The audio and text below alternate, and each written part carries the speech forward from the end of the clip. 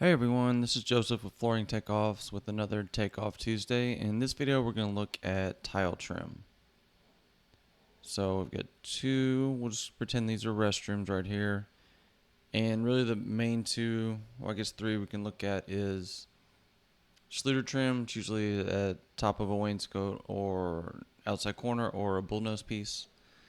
And I'm just going to add another piece in here. So the easiest way is come here and do walls.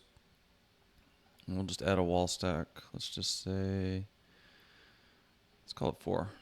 So we got our wall finish here, right? If we just want just a Schluter piece on top, you can just add that there. And say it goes on all the walls. Easiest way, and do hotkeys for this, but I'm just going to show you this way. You can right click and go profile. Copy wall profile. And then come in here and paste wall profile to all walls. I use this one on pretty much every tile job I do. I build out a typical wall, and if it repeats a lot, I'll go through and do that for all my restrooms. It's a really fast way to knock out a bunch of units at one time. Well, I'd recommend it. It's very good. Let's just go in here. So in here, I usually just set mine to 0, just so it picks it up and you can see it, but it's not taking up any space or taking away from your actual wall. So say you had a bullnose piece up there, and let's just do a different. So let's call this wall 2, and say you have a bullnose, they spec a bullnose on top. So you can see that that's taking up some of your wall space, so it's going to deduct from that. So it's a really hard word to say. On your wall square footage.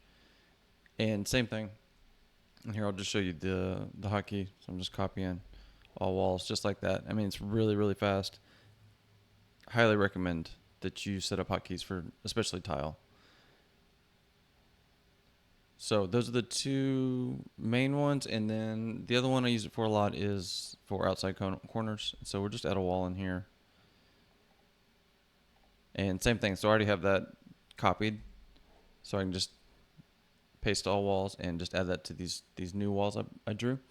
So the only thing it's not going to copy over is a wainscot. A outside corner piece. And I'm just going to take this off just to make it a little bit clearer. Missed that one. So you just take your corner trim and apply there. And done. So there's not, and some of you may have a good way of doing this, there's not a great way to pick these up in mass like you can what I just did with the copy and paste wall profile. What you can do, and you still kind of have to do it manually a little bit, but let's say this is kind of your typical, same thing. You can copy and paste it just on that wall. So you can go through and do that. It's another hotkey. So you can go through and do it that way. So say you had a bunch of those. You know, you could kind of go through. It's a very oddly shaped room, is it not? So you could go through and do it that way. That's one thing. If you have kind of more open-ended Processing. open-ended walls, or maybe just like a corridor, if you had something like that, you can maybe just pick up that, say I'm only going to pick up the right side, the trim piece on there, and you can go through and kind of copy and paste that way too. So it's still manual, but it's also, you're not having to go and just drop on each individual one. So if I have stuff like that, I'd like to just go ahead and blow this out, and you can go through and select your walls and kind of do it that way. It makes it a little bit faster, but it's not as easy as, something like that, where we're just just copying and pasting wall profiles to all walls. So those are the 3 most common that I use it for. And again, even with the bullnose, you can set your width right here. So you have a lot of options in here. So for bullnose, something like that, or a base, tile base works the same way. I'll set the width. If I'm just doing a trim piece, I just leave it at 0.